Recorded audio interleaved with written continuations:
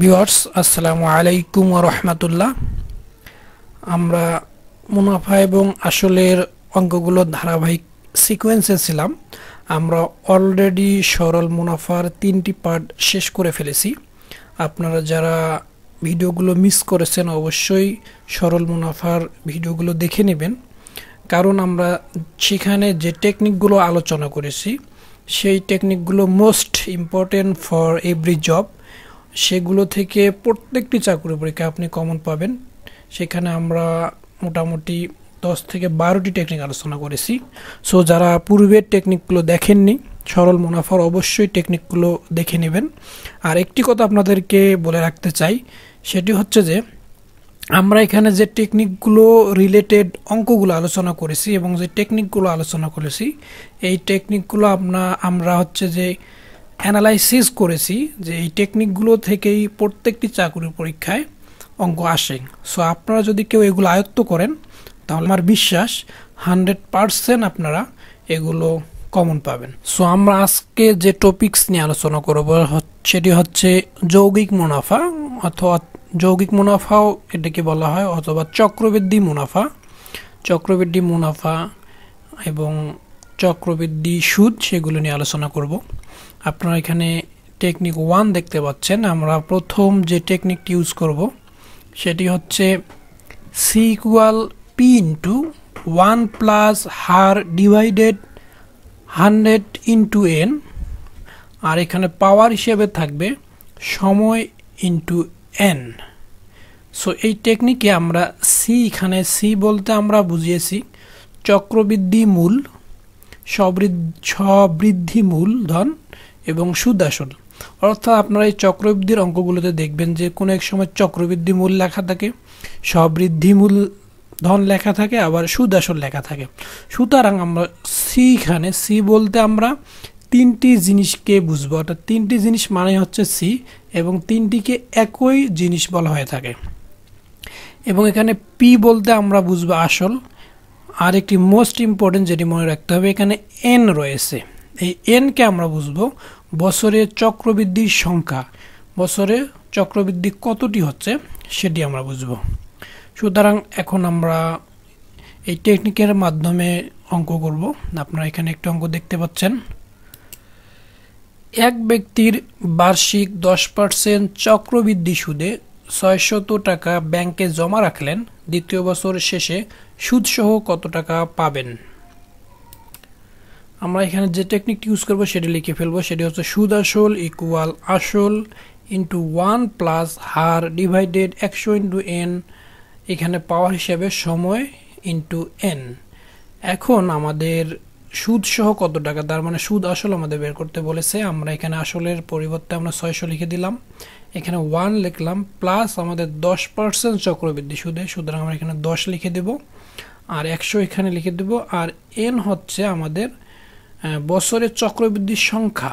এখানে যেহেতু বার্ষিক 10% চক্রবৃদ্ধি, তার মানে বছরে আমাদের চক্রবৃদ্ধির সংখ্যা হচ্ছে 1টি, সুতরাং আমরা এখানে এন এর মান 1 লিখব। আর এখানে সময় আমাদের হচ্ছে 2 বছর শেষে সুদ সহ কত টাকা পাবেন। এজন্য আমরা এখানে সময়ের ক্ষেত্রে আমরা 2 লিখব এবং এন হচ্ছে 1। তাহলে আমরা এটা যদি ক্যালকুলেশন করি, আপনারা এখানে এভাবে করবেন। এখানে 600 ইন্টু এটা করলে আপনারা 1.1 মান পাবেন, দেন এটি 2 বার গুণ করলে আপনারা এটি পাবেন। তাহলে এটার অ্যান্সার হচ্ছে 726 টাকা। এটি হচ্ছে অ্যান্সার। এখন আমরা দ্বিতীয় টেকনিকটি নিয়ে আলোচনা করব। দ্বিতীয় টেকনিকটি হচ্ছে আমাদের যদি সুদ বের করতে বলে, আগেরটিতে আমরা সুদ আসল বের করেছি, দ্বিতীয় টেকনিকে আমরা সুদ যদি বের করে, সুদ ইকুয়াল আমরা লিখব সি মাইনাস পি। এখানে সি মাইনাস পি বলতে আমরা আগের যে টেকনিকটি ইউজ করেছি অর্থাৎ সুদ আসল, সেই টেকনিকটি ইউজ করব সি। আর মাইনাস পি মানে পি বলতে আমরা যে আমাদের যেটি আসল মান দেওয়া থাকবে সেটি বিয়োগ করব। অর্থাৎ আমরা যখন সুদ বের করব তখন আমরা সুদ আসলের যে টেকনিকটি আছে সেই টেকনিকটি আগে ইউজ করব। আগে ইউজ করার পর যে মানটি পাবো সেই মানটি থেকে আমরা আসল বিয়োগ করব। তাহলে আমরা এই টেকনিকটি আগে ইউজ করব, অর্থাৎ এই নিয়মে একটি অঙ্ক করব। আমরা এই যে C equal P into 1 plus হার ডিভাইডেড 100 ইন্টু এন সময় গুণ এন, এই সি এর পরিবর্তে আমরা এই সূত্রটি ইউজ করব। এই সূত্রটি ইউজ করার পর আমরা একটি মান পাবো। দেন আমরা সেই মানটি আমাদের এই সি এর পরিবর্তে বসিয়ে দিব, মাইনাস আমরা পি এর জায়গায় আমরা আসল বসিয়ে দেব। তাহলে আমাদের এই টেকনিকের মাধ্যমে অঙ্ক করা হয়ে যাবে। তাহলে আমরা একটি অঙ্ক দেখি। এখানে আপনারা দেখতে পাচ্ছেন যে বার্ষিক 5% চক্রবৃদ্ধি সুদে 10,000 টাকার 4 বছরের সুদ আনুমানিক কত টাকা। এখানে সুদের কথা বলা হয়েছে, সুতরাং আমাদের আগে সুদ আসল বের করে নিতে হবে। আমরা প্রথম টেকনিকের মাধ্যমে আসল বসিয়ে দেব, হার বসিয়ে দেব। আমাদের এখানে 100 বসিয়ে দেবো, এন এর মান আমরা বসিয়ে দেব। আমরা ফার্স্ট সুদ আসল বের করলে আমরা সুদ আসল পাচ্ছি 12,155 টাকা। দেন আমরা কি করব, সুদ বের করব। তাহলে আমরা সুদ বের করতে হলে আমাদের এই যে আমরা সুদ আসল পেলাম, এই সুদ আসল থেকে আমাদের আসলটি বিয়োগ করে দিতে হবে। তাহলে আমরা সুদ আসল থেকে আসল বিয়োগ করে দিলে আমরা পাচ্ছি 2150 টাকা। এটি হচ্ছে আমাদের অ্যান্সার। এখন আমরা আজকের অঙ্কের 3 নাম্বার টেকনিকে চলে যাব। 3 নাম্বার না, 2 নাম্বার টেকনিকের আদলেই আমরা 3 নাম্বার অঙ্কটি করব।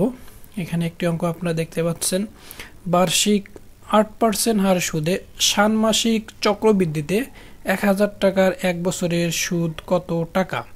এখানে ষান্মাসিক কথাটি বলা হয়েছে।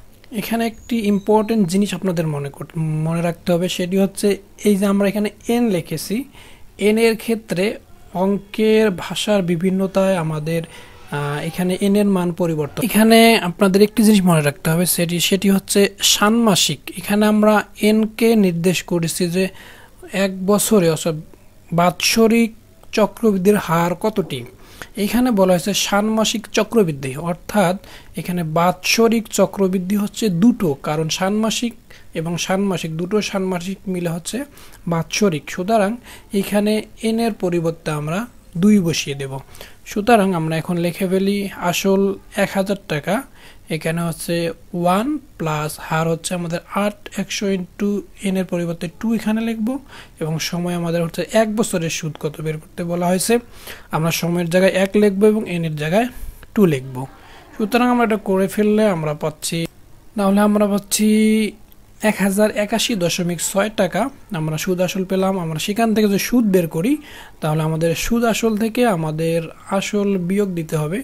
তাহলে যদি আমরা বিয়োগ দিয়ে ফেলি তাহলে আমরা পাচ্ছি 81.6 টাকা।